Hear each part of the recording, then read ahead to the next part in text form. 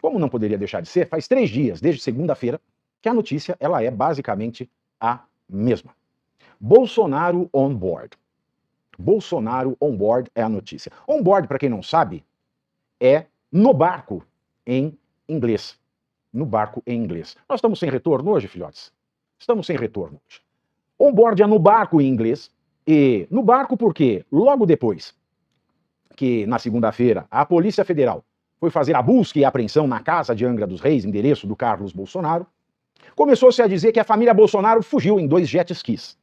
Então é uma embarcação, um jet ski. Eles fugiram de jet ski, né, devem ter ido até o Japão de jet ski, né, que ele tem autonomia de navegação de Angra dos Reis, devem ter ido até a África de jet ski. Né? E a questão é a seguinte, a explicação dada, que nós falamos ontem, o pessoal foi pescar. Aí começou os pescadores de piranha. Quem vai pescar às 5 da manhã? 5 da manhã é hora de pescar. Aí começaram as teorias. Alguém da PF caguetou, deu com a língua nos dentes sobre a busca e apreensão, e os Bolsonaro fugiram de jet ski. Que coisa sensacional, né? Fugiram de jet ski. Mas fugiram de quê? Busca e apreensão não é mandado de prisão. Busca e apreensão é para entrar dentro do domicílio para buscar documentos e apreender documentos e outros objetos em que possam existir provas ligadas a uma investigação cujas evidências indicam que a busca e apreensão em determinado domicílio, que é inviolável, segundo a Constituição, é necessária, e por isso se pede a um juiz, no caso, como é uma busca e apreensão da Polícia Federal ao Supremo Tribunal Federal, e como o único relator de tudo hoje no Brasil é o Alexandre de Moraes, se pede ao Alexandre de Moraes, eu acho que se alguém for ao banheiro, eles têm que levantar a mão e pedir para o Alexandre de Moraes para ir ao banheiro.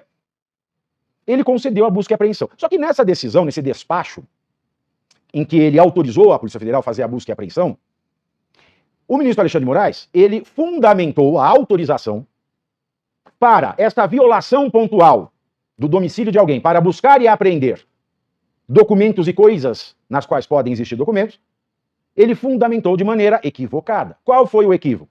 Na semana passada, pegaram as coisas do Ramagem.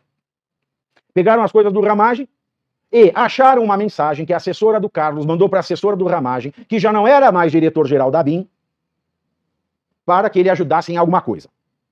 Da mensagem de uma terceira para um terceiro, deduziram que o Carlos Bolsonaro e o Jair Bolsonaro estavam se valendo da ABIN através do ex-diretor-geral da ABIN.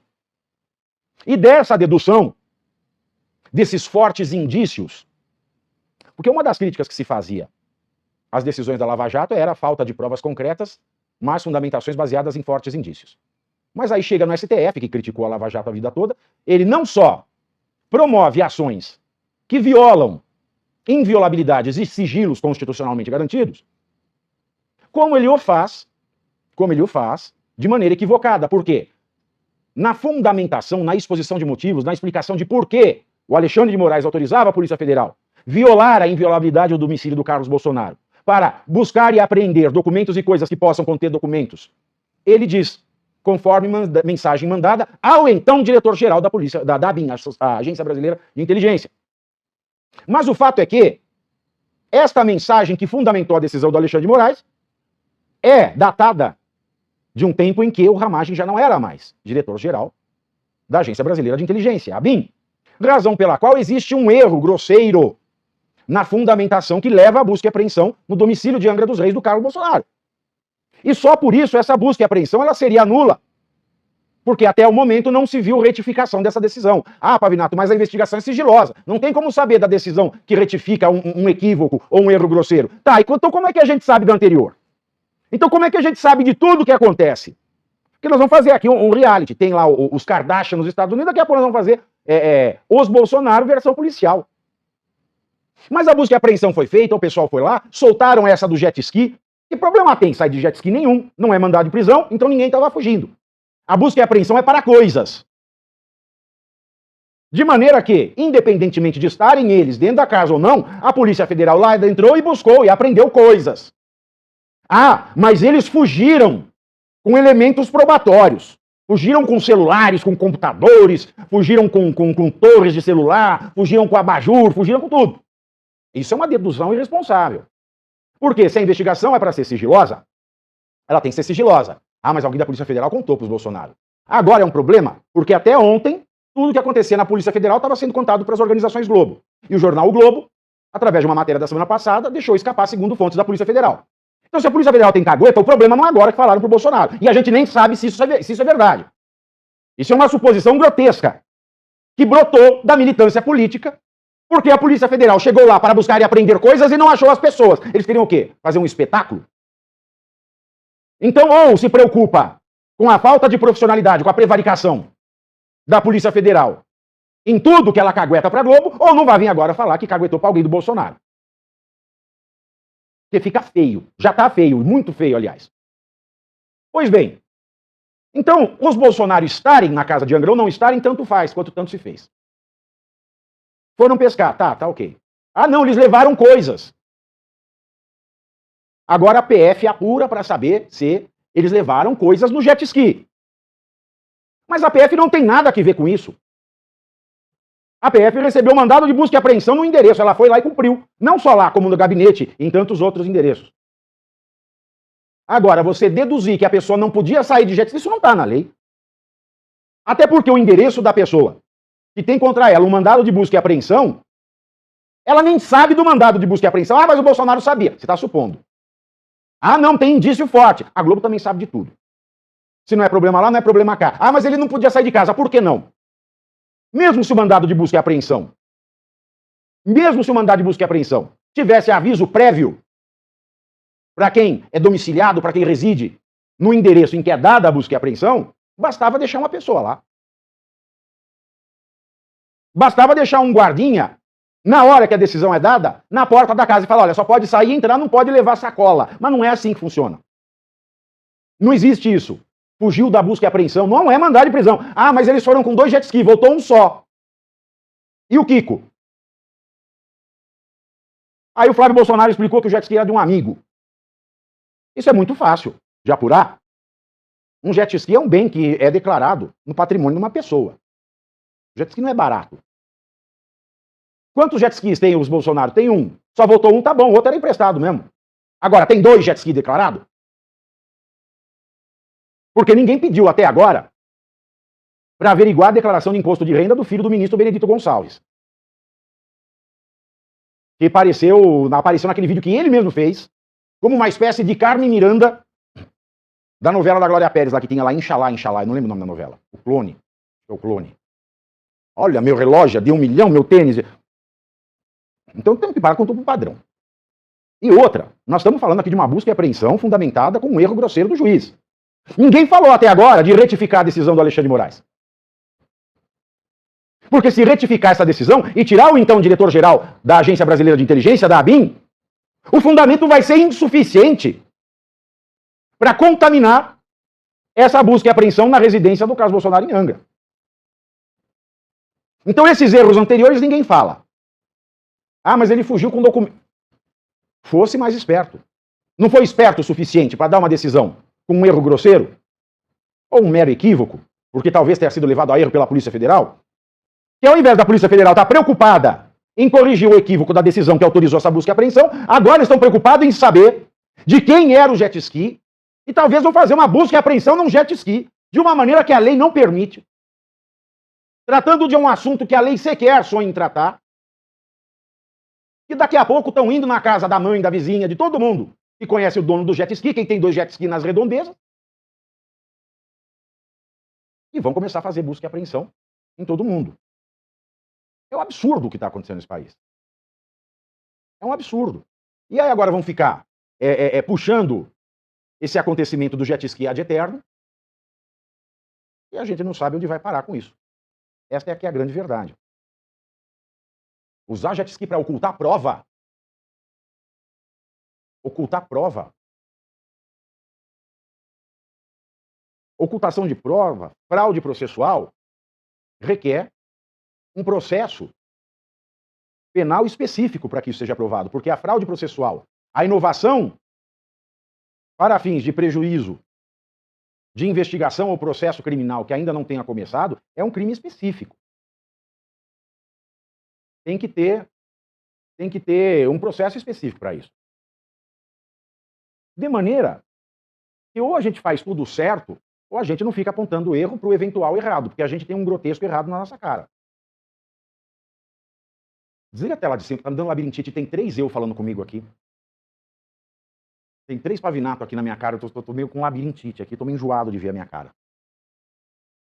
Bom, ainda nessa questão, a Folha de São Paulo noticiou o seguinte, que as operadoras de telefonia Claro, TIM e Vivo sabiam que suas redes estavam sendo atacadas pelo software espião First Mile, contratado pela ABIN e por outros órgãos públicos, mas não avisaram a Anatel, que é a Agência Nacional de Telecomunicações. A necessidade de comunicação em casos do tipo consta em regimento do setor e é obrigatória. Procuradas pela reportagem, Claro, TIM e Vivo não se manifestaram sobre a falta de notificação e invasões. Em nota enviada à Folha, a Anatel confirmou que Claro, TIM e Vivo não notificaram a agência sobre ataques ou tentativas de invasão por meio do software First Mile, o que pode gerar punição administrativa. A Anatel informou que, apesar de as operadoras não terem informado, identificou-se que medidas de proteção para evitar os acessos indevidos tinham sido tomadas num passado recente.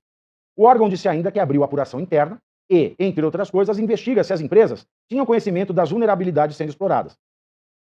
Olha que notícia sensacional. Software First Mile. É aquele software que acusam o governo Bolsonaro de ter comprado para espionar pessoas. As pessoas espionadas. Eu estive dentre elas. Mas como eu não tenho nada para esconder, eu não quis saber. Mas aí, este software e a utilização desse software começou a ser questionado para monitoramento de oponentes políticos. Bom, vá lá.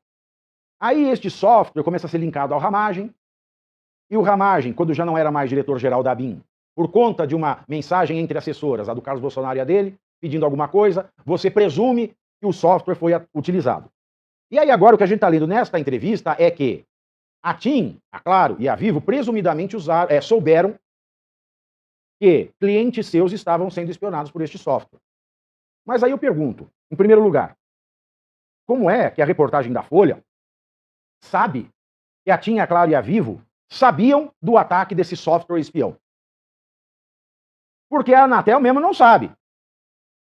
Ela falou o seguinte, eu vou ler de novo. A Anatel disse que investiga se essas empresas tinham conhecimento das vulnerabilidades sendo exploradas. Ou seja, nós temos uma matéria aqui, e é um veículo de esquerda, então tudo pode, e diz que, claro, TIM e Vivo sabiam. E sabendo, não notificaram. E notificar é uma obrigação legal das empresas que sabem que têm clientes espionados por este software espião.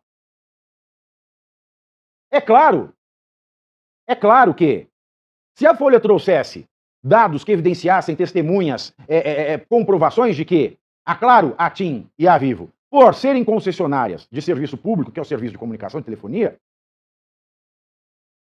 se elas não notificaram a Anatel, a Folha tinha todo o direito de expô-las, mas dizer que elas sabiam e não notificaram, e não mostrando como a Folha sabe que essas empresas sabiam, e trazendo ainda a bojo da matéria a informação da Anatel, dizendo que não sabe se essas empresas sabiam, isso é muita espetacularização.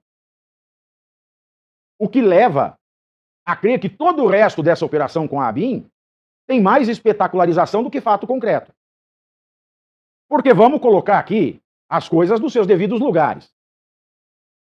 Se há uma obrigação legal das empresas de telefonia em notificarem a Anatel quando elas descobrem que clientes seus estão sendo investigados por esse software espião, First Mile, da mesma maneira, existia para o ministro Alexandre de Moraes a obrigação de reexaminar a prisão preventiva dos mais de 1.000 brasileiros presos preventivamente pelo 8 de janeiro.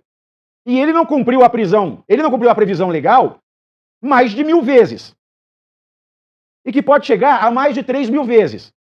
Porque o prazo legal para a revisão de prisão preventiva é de 90 em 90 dias. Foram-se embora mais de 300 dias e nenhuma vez a gente viu esta revisão. Agora, a gente sabe que o desrespeito a um dispositivo legal está sendo cometido, porque é uma matéria puramente de direito. Agora, que a TIM, a Claro e a Vivo estão descumprindo o dever de informar a Anatel do software espião, me desculpa, mas não tem prova nenhuma. Não tem prova nenhuma. Isso aqui parece uma tentativa de criar um fato que comprove a suspeita que se quer fazer enraizar sobre a existência desse monitoramento e criar uma extensão de um dano que parece que não existe.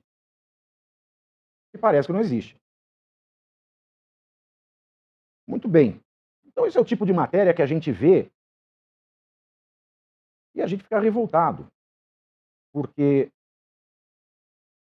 tudo isso está acontecendo logo depois que vem uma revelação bombástica do caso Marielle. E aí começam a pipocar essas coisas que não têm pé nem cabeça. Por exemplo, a Polícia Federal fazer uma busca e apreensão, aí vem a história de um jet ski, aí quer procurar o tal do jet ski, você começa a procurar fantasmas, começa a discutir o sexo dos anjos. Numa semana em que a gente descobre que o governo teve um déficit, um rombo de 230 bilhões. E aí começam a pulular essas notícias. E é óbvio que isso gera estranheza. Porque de um lado ficam procurando a tonga da mironga, do cabuletê, do preciosismo da investigação. E do outro a gente tem uma selva do faz tudo, pode tudo. É a festa da uva. E parece que o direito penal nesse país só é usado contra pessoas que não são amigas do poder. E quando as pessoas que não são amigas do poder não incorrem em nada que está descrito na lei criminal, eles inventam alguma coisa para enredá-las, fazem uma investigação, que aí pode ser vazado para a Globo, para acabar com a moral, para assassinar a reputação dessas pessoas. E outras vezes, mesmo dentro de um processo judicial, os rigores da lei, como, por exemplo, no caso da JF, da Lava Jato, que o Toffoli anulou a multa, etc. e tal, por um rigorosismo processual, penal, etc. Isso não existiria se a JF, por exemplo, fosse do Luciano Hang da Havan. Olha o que aconteceu com o Luciano Hang, que interessante. Hoje, foi publicada uma condenação de 85 milhões, condenação de 85 milhões contra o Luciano Hang, empresário e dono da rede de lojas Havan, como indenização coletiva por ter supostamente ameaçado despedir funcionários e fechar lojas da Havan, caso Fernando Haddad, que era candidato a presidente em 2018, ganhasse a eleição. Segundo as acusações, os empregados ainda eram obrigados a responder enquetes promovidas pela própria Havan, informando em quem votariam. De acordo com os promotores do trabalho, os funcionários de Hang foram censurados e humilhados. Todavia, né, o pessoal da Havan e o próprio Luciano Hang dizem que isso é um total absurdo. Inclusive, dizem eles, na época dos acontecimentos, foram feitas diversas perícias nomeadas pela própria Justiça do Trabalho e nada ficou comprovado. Não houve irregularidades. O juiz deveria seguir as provas, o que não fez. Seguiu a sua própria ideologia. Mais uma vez, o empresário sendo colocado como um bandido. Luciano Hang ainda ressaltou que todas as ordens e decisões da Justiça foram cumpridas, com informações levadas a todos os colaboradores sobre a livre expressão do voto, com o envio de mala direta no e-mail dos colaboradores e colocado no display eletrônico de cada loja. Tudo foi feito de modo a garantir a liberdade dos colaboradores. Afinal, diz a nota, temos até hoje em nosso quadro colaboradores de várias outras ideologias políticas. Aliás, importante lembrar que o voto é secreto e cada um votou conforme a sua convicção. Por fim, Luciano Hang destacou que a denúncia não partiu de colaboradores, mas sim de agentes públicos com militância política e sindicatos. Estamos tranquilos, diz a nota, e vamos recorrer da decisão. Afinal, nada foi feito de errado e isso já havia sido comprovado lá atrás. Ainda acreditamos na justiça brasileira, né? Aquela maciadinha de fim de nota. Porque, pela nota que a Havan e o Luciano Hang soltam, o juiz, e o juiz desta causa atende pelo nome de Carlos Alberto Pereira de Castro, né? Em 2018 ele já tinha dito que a Havan tinha reeditado o voto de Cabresto. Mas isso tudo, segundo a Havan, consta apenas de uma denúncia. Isso não foi comprovado nos autos. E existe uma lição, uma máxima jurídica milenar, que diz o seguinte: o que não está nos autos, ou seja, o que não foi colocado no processo, não está no mundo. E, de fato, se tudo isso que foi articulado na acusação por sindicatos e militâncias políticas não foi comprovado ao longo do processo, o pagamento dessa indenização, ela representa um absurdo jurídico. Aí você vai me falar, mas pode isso na justiça? Não, poder não pode. Mas o brasileiro hoje já sabe o suficiente para acreditar que, assim como existem políticos bons e ruins, advogados bons e ruins, policiais bons e ruins, médicos bons e ruins, existem juízes bons e ruins. Só que na classe dos magistrados, na classe dos juízes, os ruins têm mais chance de se safar. Por quê? Porque são juízes. Eu já ouvi de muito juiz, por exemplo, e repito, existem juízes bons e ruins. A gente fala dos casos ruins. Porque a gente precisa afastar o que há de errado. Eu já ouvi de muito juiz que porque eu tenho mestrado, doutorado, era uma pessoa conhecida nacionalmente, eu não fazia jus a direitos que eu tenho. Eu não faço jus a direito que eu tenho. Enfim, eu não duvido de nada nesse país.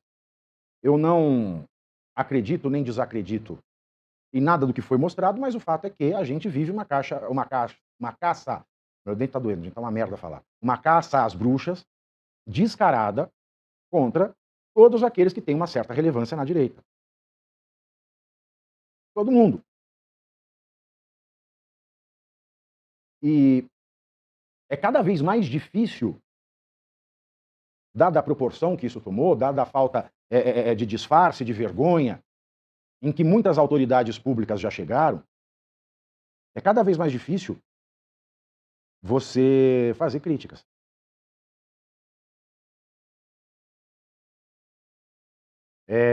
A Mafê mandando link de aula hoje. Eu não sei se eu consigo dar aula, gente. Vamos ver. Não, por que tem o link da aula agora? Enfim. Notícia de última hora. Notícia de última hora. Duas, aliás. A primeira é a sessão que vai analisar a cassação do senador Sérgio Moro no Tribunal Regional Eleitoral do Paraná vai acontecer no dia 8 de fevereiro. Tinha sido marcado na segunda para o dia 12, mas hoje à tarde foi adiantada para o dia 8 de fevereiro. Ou seja, daqui a uma semana nós vamos ter a sessão que certamente vai cassar o mandato do juiz Sérgio Moro por abuso de poder econômico. Isso eu já expliquei aqui nessa semana. E também, nesta tarde de quarta-feira, dia 31 de janeiro, na primeira reunião de 2024, o Copom fez um novo corte na taxa Selic. E a taxa básica de juros caiu para 11,25. Então, nesta tarde, os juros, a taxa básica de juros Selic caiu 0,5%. Foi de 11,75 para 11,25 ao ano. Esse foi o quinto corte seguido na taxa básica de juros, que começou a recuar em agosto de 2023 e foi sequencial a cada reunião do Copom. Bom, meus queridos, eu fico me perguntando o seguinte: quando o Lula assumiu, e ele começou aquela guerra, ele, o PT, né, toda a horda do PT começaram a guerra contra o Roberto Campos Neto, pedindo para baixar os juros, né? O pessoal falando, nós vamos baixar os juros na marra, nós vamos baixar os juros na rua, nós vamos baixar os juros no grito. Quando isso começou, e o Roberto Campos Neto ele manteve uma postura firme de que, para que nós baixemos os juros, para que a gente baixe a taxa básica de juros, a Selic, é preciso que o governo dê sinais de sanidade econômica. É preciso que o governo faça a sua parte. É preciso que o governo cuide das contas públicas. É preciso que o governo tenha um norte econômico e mostre que ele vai ter como pagar as suas contas. E aí, quando eu vejo, neste momento, na tarde de hoje, a quinta queda consecutiva da taxa Selic, em 0,5%, foi a quinta consecutiva? Eu não sei. Ai, meu Deus do céu. Foi a quinta consecutiva? Não sei, foi uma consecutiva aí. Eu me pergunto, o Roberto Campos Neto ele estava fazendo firula esse tempo todo? De janeiro a agosto, o Roberto Campos Neto, a quinta, o Roberto Campos Neto ele estava fazendo jogo de cena? E o que mudou de janeiro para hoje?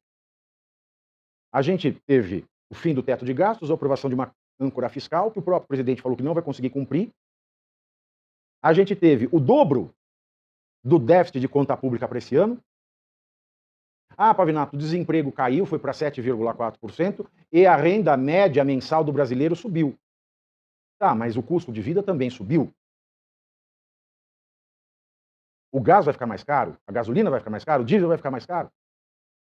A gente tem uma obra de Satanás, que é esse ensaio de reforma tributária. O governo já estourou as contas no dobro do esperado esse ano, já disse que a promessa do ministro da Fazenda em ter um 0 a 0 neste ano de 2024 não vai se realizar, e as previsões mais pessimistas podem ser superadas por uma realidade pior do que o pessimismo dessas previsões. Então, o que melhorou, o que mudou, qual é a contrapartida que está existindo do governo para que a taxa básica de juros caia? Isso me leva a pensar seriamente. O Roberto Campos Neto estava somente cornetando de janeiro a agosto, ou mudou alguma coisa que ninguém viu e ninguém sabe de agosto até agora? Porque o que a gente tem visto é que cada vez mais este governo gasta sem ter com quê. A gente teve um rombo de 230 bilhões. Mas o que isso refletiu na vida do povo? Nada. O Brasil continua inseguro. Teve uma leve melhora na renda mensal média do brasileiro. E não sei o que melhorou na vida do povo. E os Yanomamis que o Lula chegou para salvar são piores do que estavam na época do genocida, como dizia o Lula. E se era genocida porque morreram 305 no último ano do governo, agora que morreram 348, dados do Globo, o Lula é o quê? Então o que mudou? E as notícias, em especial, as últimas notícias dessa semana, não são animadoras. Uma previsão de aumento do gás, da gasolina e do diesel, sendo que a distribuição brasileira é toda rodoviária, vai puxar a alta dos preços em geral. O que permite? Da gente ver agora o Banco Central, o Copom, aliás, o Copom chegar agora e falar o seguinte: agora nós vamos cortar, vamos continuar cortando. Eu já podia ter cortado lá atrás, que a expectativa era até melhor. Então, até quando a gente olha um movimento de austeridade, como a gente olhava lá para trás, e via nas palavras do Roberto Campos Neto uma firmeza na sua tática de manutenção da taxa básica de juros, a gente não vê mais. A gente não sabe mais. Porque o que ele pedia ao governo, que o governo fizesse para que a taxa melhorasse, o governo não fez, muito pelo contrário, fez pior. Então são coisas que não dá para entender. Não dá para entender mesmo. Aliás, além disso, meus queridos, hoje também a gente ficou sabendo, através do jornal O Estado de São Paulo, que antes da recuperação judicial, a Gol, Linhas Aéreas, negociou um empréstimo com o aval do governo brasileiro. Então, um mês antes da Gol entrar com um pedido de recuperação judicial nos Estados Unidos, agora em dezembro de 2023, a Gol negociou um empréstimo de 200 milhões de dólares, tendo como avalista o governo brasileiro. O avalista é aquele que garante quem está emprestando. Fala, olha, você pode emprestar, porque se ele não pagar, pago eu. Se ele não pagar, pago eu. Então a Gol veio com o governo brasileiro, pediu um aval, olha, você me avaliza para eu pegar 200 milhões de dólares de empréstimo? Aí o governo brasileiro foi lá e deu. Aí, deu, e a Gol dali um mês pediu recuperação judicial. O Brasil, ou seja, nós, o pagador de imposto, só não dançamos porque não deu tempo da Gol tomar esse empréstimo. Porque se tivesse dado tempo, se a Gol tivesse mandado toda a papelada, a Gol teria tomado o empréstimo, ela teria entrado com a recuperação judicial, e nós, os pagadores de impostos, através do Tesouro, mamãe, através do Tesouro Nacional, teríamos que quitar esta dívida feita pela Gol. Aí eu me pergunto, sinceramente, como é, em primeiro lugar, como é que o governo brasileiro aceita ser o avalista de 200 milhões de dólares? Nós estamos falando de quase R$1 bilhão. Quase R$1 bilhão, cerca de R$1 bilhão. O governo aceita ser avalista sem checar a saúde econômica da empresa que ele aceita ser avalista. É que a coisa tomou tamanha proporção nos Estados Unidos que o pessoal do governo tirou o aval. Mas se o pessoal da Gol fosse mais rápido e tivesse conseguido esse empréstimo, Hoje, seríamos nós, através dos nossos impostos, que a gente estaria pagando tudo isso. E aí você soma essa com a anterior.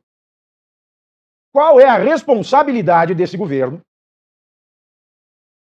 De modo que o Copom, ele mais uma vez, numa sequência de queda atrás de queda, corta mais 0,5% a taxa básica de juros, dando a entender que o governo está fazendo o seu papel, se ele não foi capaz, me desculpa, um avalista, que um mês antes de um pedido de recuperação judicial, que aceita avalizar um avalizado que está quase em falência, é porque não faz a due diligence. É porque não faz a auditoria. É porque é relapso com dinheiro público. Se é relapso com dinheiro público, não há evidência, não há prova, não há substrato para que o Copom venha e corte mais uma vez a taxa básica de juros. Agora, de duas uma. Ou quem deu esse aval é relapso, ou quem deu esse aval não tem juízo nenhum com dinheiro público, ou quem deu esse aval foi imprudente, negligente ou imperito, que fez um trabalho porco de não analisar tudo que precisava ser analisado para dar o aval, ou tem corrupção no meio. Das duas, uma. Ah, mas a Gol enganou o governo. Aí é outra história.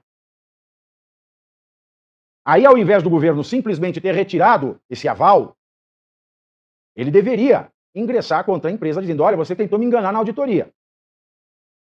Então ficam essas duas hipóteses. Ou a gente tem imprudência, negligência ou imperícia com dinheiro público, ou a gente tem corrupção. Se eu fosse de esquerda, eu poderia dizer que há corrupção. Eu poderia dizer como andam dizendo do jet ski do Bolsonaro. Ah, eles ocultaram prova no jet ski. Daqui a pouco a gente vai ter nesse país, sem brincadeira, tá sentado? Daqui a pouco a gente vai ter nesse país busca e apreensão de anos.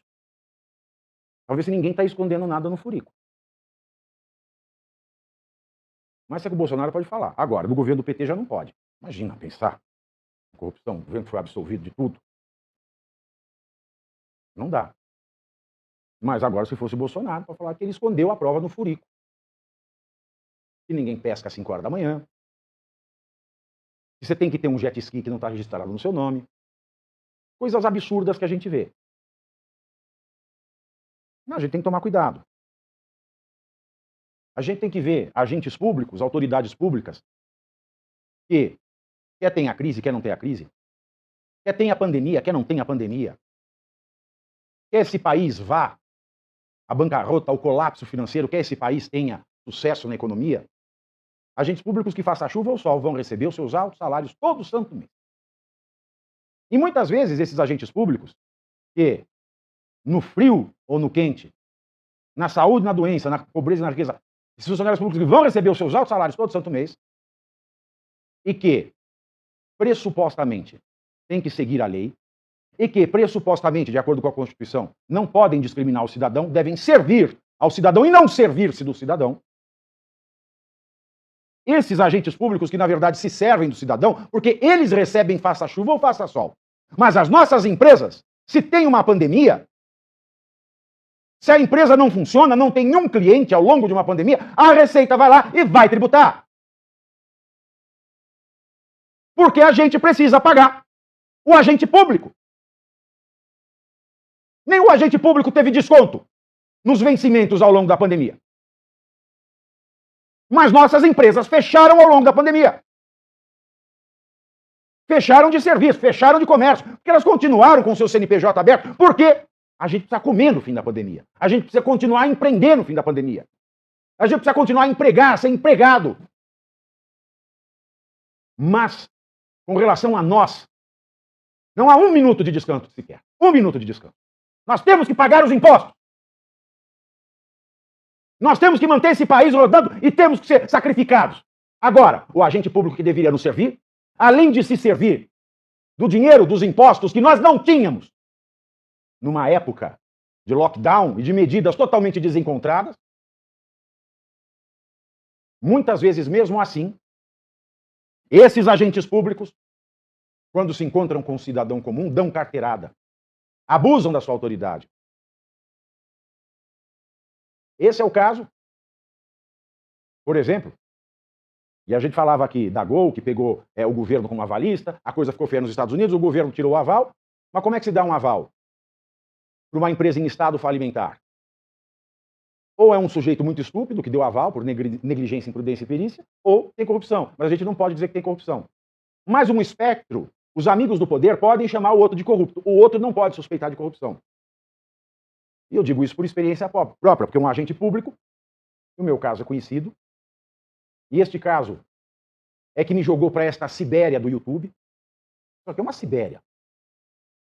Só que é uma tristeza atroz. Esse caso foi o caso de um agente público que humilhou, mesmo que com o requinte do vernáculo, do vocábulo, da língua portuguesa mais castiça de Camões, uma parte, que era uma menor de idade. E por conta desse acontecimento, eu vim para a Sibéria do YouTube. E por conta deste acontecimento, este canal, o nosso canal do YouTube, é um case dentro do YouTube. A gente foi de 0 a quase 1 milhão em menos de 6 meses.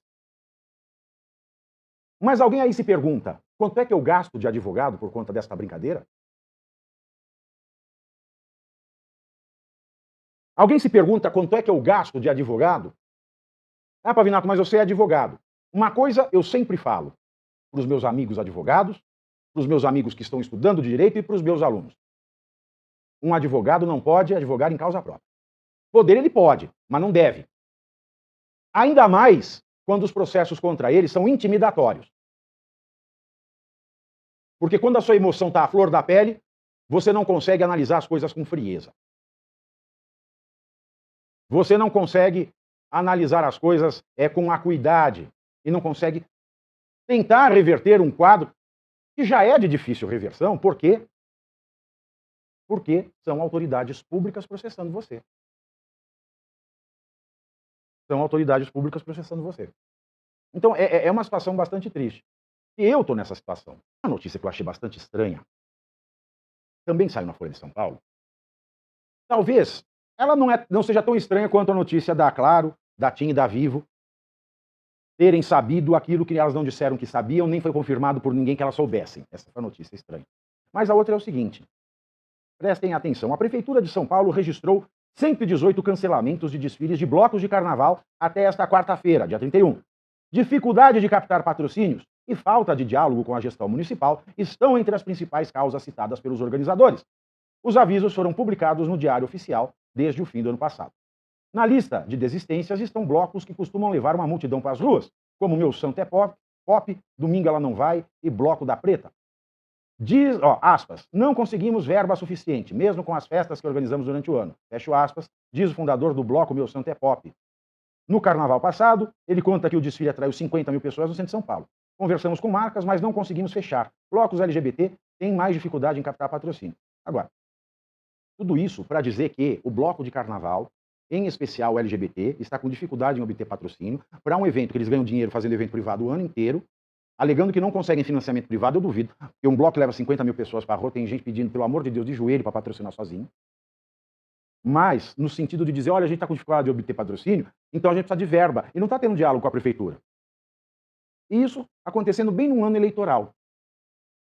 Percebam que esse movimento, para mim é muito cristalino isso, é uma forma desses blocos de carnaval, organizados em sua grande maioria por pessoas engajadas com a causa da esquerda, é verdade, fazerem uma certa movimentação, uma significativa movimentação, a fim de desestimular as multidões que estariam sedentas por esses blocos de carnavais a não votarem em candidato da direita, a não votarem no prefeito Ricardo Nunes, de maneira a servirem de palanque eleitoral para o candidato Guilherme Boulos. É isso que me parece. Alguém me corrija se eu estiver errado. Porque verba pública para fazer bloco de carnaval, não, aí vocês vão me desculpar. A imundice que ficam as ruas. Aí movimenta a economia. Sorte para a economia. Se movimenta a economia, o mercado está querendo patrocinar. Porque o poder público, além de dar verba, ele tem que limpar a rua, que fica imunda, pôr banheiro químico, que mesmo assim fica fedendo urina na cidade um mês. É dinheiro público, não precisa ser aplicado ali. Ah, mas movimenta a economia, então a economia vai patrocinar, meu filho. Eu nunca vi Fórmula 1 ficar sem patrocínio. Eu nunca vi parada gay ficar sem patrocinador, para falar assim, é difícil. Difícil. O mercado quer saber de valor. Então, se isso não for uma movimentação política pró-Boulos, eu não sei o que é. Se isso não for uma movimentação política para que a esquerda governe São Paulo a partir do ano que vem, eu não sei o que é.